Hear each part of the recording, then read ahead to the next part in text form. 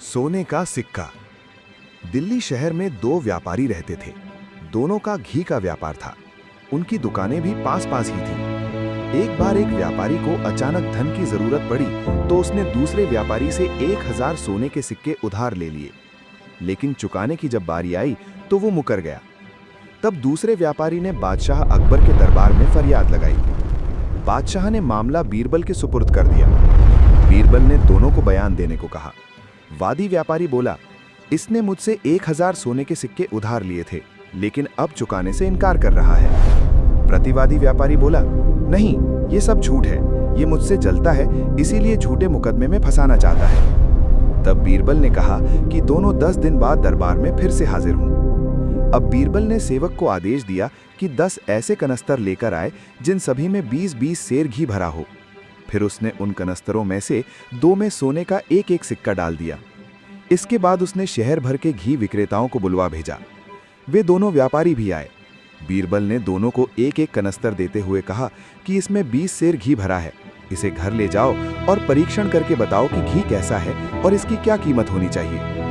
बीरबल ने जानबूझकर वही 2 कनस्तर उन दोनों व्यापारियों को दिए जिसमें उसने सोने का सिक्का डाला था। व्यापारी घी का कनस्तर लेकर अपने अपने घर लौट गए। फिर कई किस्म के परीक्षण करने के बाद घी की कीमत तय करी। दोनों को कनस्तर में पड़ा सोने का सिक्का मिला। वादी व्यापारी चूंकि ईमानदार था, सो उसने वो सिक्का लौटाने का फैसला किया, लेकिन बेईमान प्रतिवादी व्यापारी ने वो सिक्का अपने पुत्र को दे दिया। नियत दिन सभी व्यापारी दरबार में पहुंचे अपने अपने कनस्तरों के साथ। बीरबल ने बेईमान व्यापारी के कनस्तर को ध्यान से देखा तो उसे लगा कि घी की मात्रा कुछ घट गई है। व्यापारी से पूछा तो वो बोला, बार बार गर्म करने की वजह से ऐसा हुआ होगा। यदि ऐसा है तो मुझे दूसरे अन्य कनस्तर भी देखने होंगे। ये सुनकर सेवक कहता हुआ बीरबल भीतर चला गया और सेवक से कहा कि इस व्यापारी के घर जाओ और उसके पुत्र से कहो कि सोने का वो सिक्का लेकर यहाँ आए जो इसके पिता ने घी के कनस्तर से निकाल कर दिया था। जल्दी ही व्यापारी का लड़का उस सोने के सिक्के के साथ दरबार में मौजूद था। बीरबल ने पूछा, इसके साथ 5 सिक्के और थे घी के कनस्तर में, वे कहाँ गए? नहीं, हमें तो कनस्तर में बस यही एक सिक्का मिला था, लड़के ने जवाब दिया।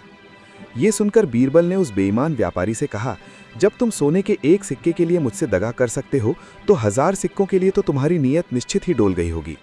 तुम्हें अपनी सफाई में कुछ कहना है? बेईमान व्यापारी के पास अपराध स्वीकार कर लेने के अलावा कोई चारा न था। वो बीरबल के पैरों में गिरकर क्षमा मांगने लगा। उसने व्यापारी से लिए 1000 सोने के सिक्के तथा कनस्तर से निकाला एक सिक्का वापस कर दिया। दरबार में मौजूद सभी लोग बीरबल के न्याय करने के इस अनोखे ढंग को देख वाह वाह कर उठे।